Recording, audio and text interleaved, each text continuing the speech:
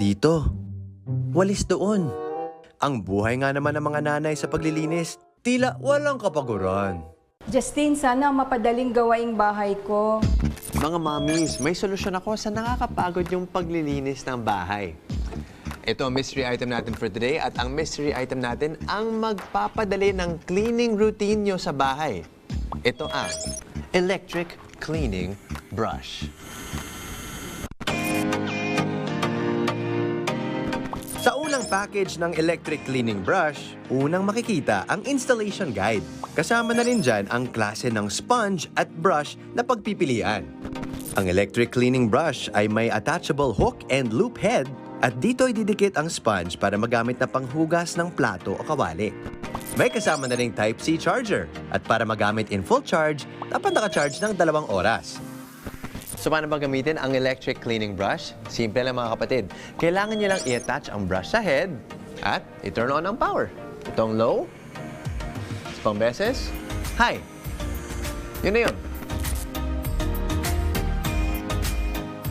Laking ginhawa talaga kung may kapartner tayong gamit sa bahay na magpapadali ng ating gawaing bahay dahil mas maraming oras pa ang mailalaan natin sa ating pamilya.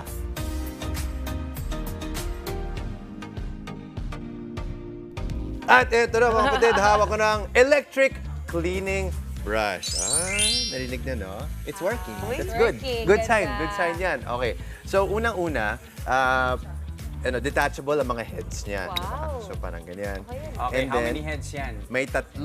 Okay? Tatlo? So, ito, pwede mo gamitin to para sa mga, sa mga Surfaces tiles, tayo. especially. For deep cleaning. Oo, tapos may, may sponge tayo dito. So, pag medyo tinatamad ka na maghugas ng pinggan, pwede ka rin, di ba? Sobrang katamaran na yun. Hindi, alam mo, Parang hawak mo na rin lang, ha? Hindi mo nagaganunin. Sobrang hindi, alam mo, naisip ko rin, may mga, for example, yung mom ko, allergic din yung kamay niya sa mga ibang dishwashing liquid. Ganun, di ba?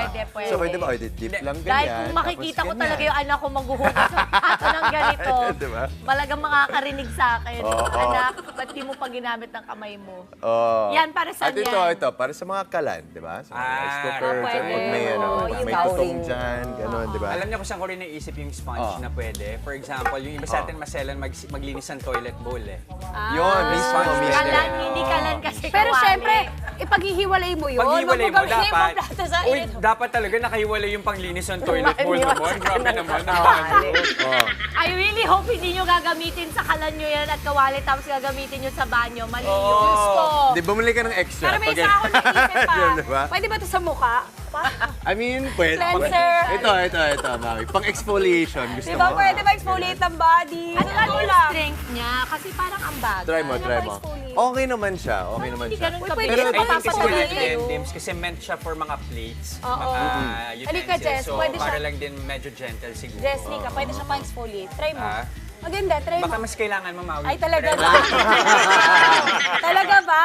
Talaga ba? Pero tama ka, Alam mo, Debs, eh. isa sa mga bagay na nakikita kong pwede tong gamitin, bukod sa panglinis, kasi panglinis, parang feeling ko, hindi ko ito gagamitin. Pwede to na parang painting material. Pwede. Parang pwede. iba yung magiging Tapos look ganun niya. pa yun, Pwede diba? rin, pwede rin. Yes. Alam Tapos ko yan iba-iba kasi yung brush. sponge paint, ginaganyan mo. So pwede mo. Parang ganon, kasi pabilog-bilog. Actually, yung nabanggit ni Maui, pwede rin yan sa interior ng Ng kotse. kotse. Oo, di ba? If there are certain parts na pwede. Marami siya pwedeng Cordless use. siya. So, sige. Tama. Oo, just marami na interesado. Magkano ba to? Ito. Hatol na. Hatol review tayo mga kapatid sa presyong 799 pesos. Ang hatol ko sa electric cleaning brush ay out of 5 ay 4 stars mga kapatid. Okay, Bakit so 4? 799. Unang-una, plus yan na discounted siya ngayon at 799. Nasa 1,000 plus sa dati. Okay? Pero yung inisip ko lang, katulad ng sinabi mo kanina, Debs, is parang hindi siya gaano kalakas, di ba? Yeah. Oo, more of for convenience siya and more luxury siya para sa akin. Parang mas malakas na kapag kinukuskus mo mismo na with your na mano-mano, di ba?